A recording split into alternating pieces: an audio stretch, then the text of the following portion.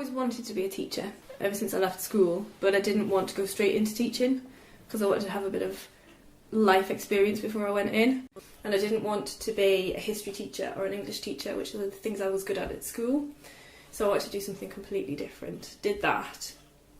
Applied to do teacher training about 8-9 years ago. Didn't get a place. So just carried on with my career. And then after I'd had the twins, I thought, this is the perfect time. Haven't got a job to go back to. Let's just do it. And at that point, my mum changed her mind and went, yeah, go on, do it now. That moment that a concept or an idea clicks with a child and you can see that they've understood something and it's something brand new, something that they've never approached before, and you can see them kind of go, oh, yes, I see what you mean.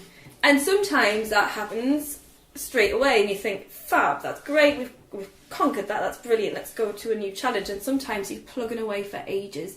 And obviously all children are different, so not all children get the same thing. So sometimes it's really nice to see a child just find that they can answer that simple question, whereas others are off flying. That's the moment when you think, that's what makes me happy. But at the minute, I don't think the balance is there.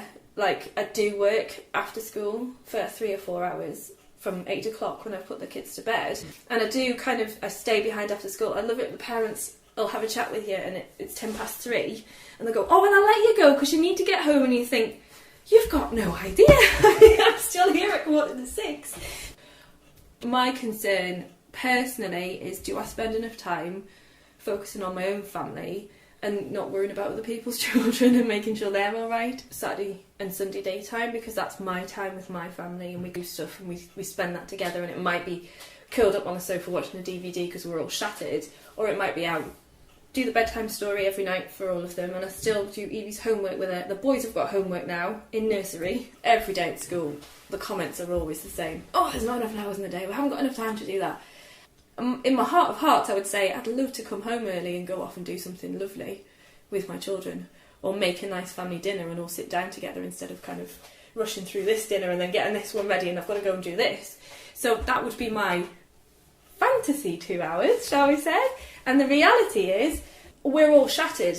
You know, I'll get the kids up from after school club or nursery or wherever they've been, get home and they're like, I'm hungry, I want this, I don't want to do that. And you think, oh, neither do I. You know, is that being a good mum? Am I being good at that point of the day? Do they like being at home with mum then? Or do they actually just think, you know what, back to work. And then when Marcus is off, he does it.